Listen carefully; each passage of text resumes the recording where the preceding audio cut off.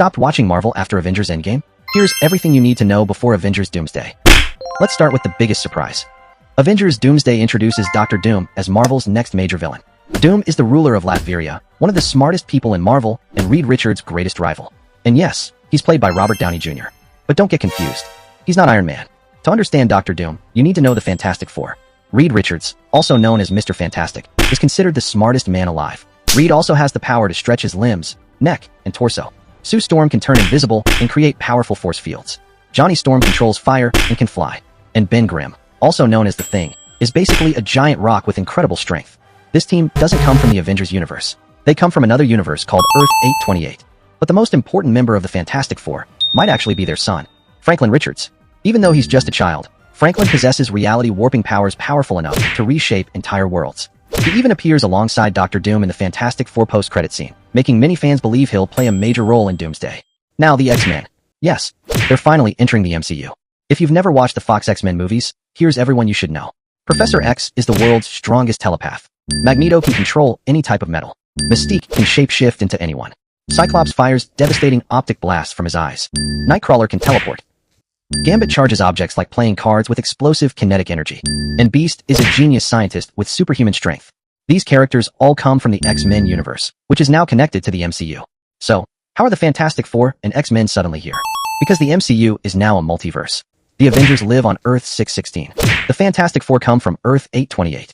Another universe introduced earlier is Earth 838 from Doctor Strange in the Multiverse of Madness. And somewhere out there, the X-Men exist in their own universe too. Those worlds are now beginning to collide. Now let's catch up with the heroes you actually know. Steve Rogers is officially retired. After returning the Infinity Stones, Steve stayed in the past, lived his life with Peggy Carter, grew old, and passed his shield to Sam Wilson. Sam Wilson is now officially Captain America. But here's something interesting. A young Steve Rogers appears in the Doomsday teaser. Joaquin Torres is now the new Falcon and fights alongside Captain America. After T'Challa's death, his sister Shuri became the new Black Panther and now rules Wakanda. The Avengers have also been rebuilt. Not by the original team, but by a new group called the New Avengers. The team includes Yelena Belova, Bucky Barnes, Red Guardian, Ghost, and US Agent.